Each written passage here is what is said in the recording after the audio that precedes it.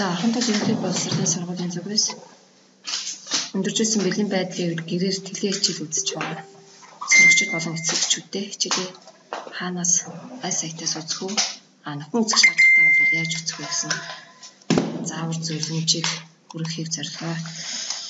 За хамгийн ихний сайт бол e-content edu.cgmn гэсэн сайт байж байгаа.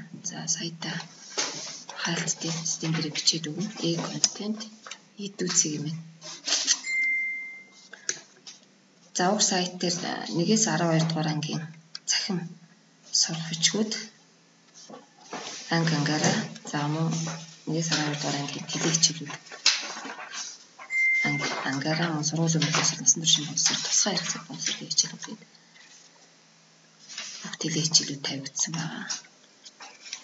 За 12 дугаар ангийн тэлээ хичээлүүдийг орж үзье. За ингээд хичээлээс ангиа сонгоод орохоор бүх тухайн ангид ордог бүх хичээлүүд байж байгаа. За энэ дотор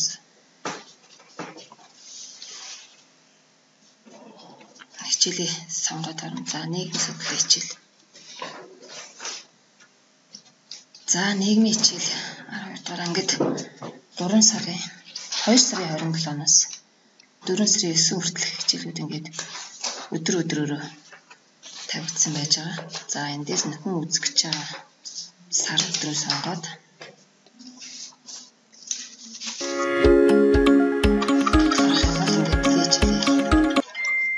үзэх хичээлүүд дээр үзсэн боломжтой байж байгаа. Өсөлтөөний тухай байна. Төрөөс эдийн засгийг хэрхэн яаж зохицуулдаг тухай их зэрэг энэ одоо эдийн засгийн үйлчилгээ тогтоодыг бид дараагийн хичээл нөхөн үзэх боломжтой сайт бол хичээл.cgmn гэсэн сайт байж байгаа. За энээр хэрэг харагдах байсан бүх тэлээ хичээлүүдийг мөн үзэх боломжтой. За баг дунд ахлах анги цэцэрлэг гэстэй ерөнхий шалгалтанд зориулсан тэлээ хичээлүүд байж байгаа. За энэ дунд ангийг сонгоод 9-р анги руу оръё.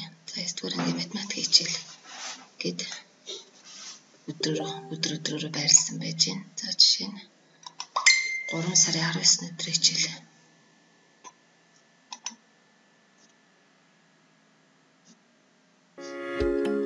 За ингээд хичээлээ үзэх боломжтой байгаа. тогтцоод доош нь насаа харъя. За эндээс 27 хичээл эзэгчүүд хамтдээ байна гэж харагдаж байна. За дараагийн асуулт